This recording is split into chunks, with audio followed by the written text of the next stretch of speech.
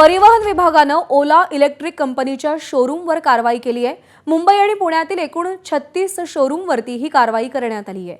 या कारवाईमध्ये एकूण 34 गाड्या जप्त करण्यात आल्या आहेत। ओला इलेक्ट्रिक मोबिलिटी लिमिटेड या कंपनीनं एकच ट्रेड सर्टिफिकेट घेऊन महाराष्ट्रात विविध ठिकाणी ओला इलेक्ट्रिक गाड्यांचं शोरूम आणि स्टोअर कम सर्व्हिस सेंटर उभारण्यात आल्याची तक्रार परिवहन विभागाला प्राप्त झाली होती।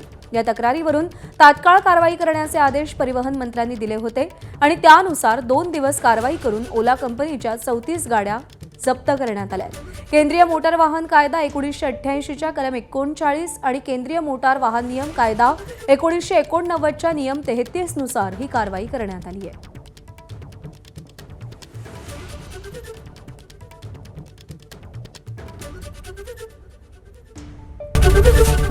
एबीपी माझा, उघडा डोळे बघा नीट।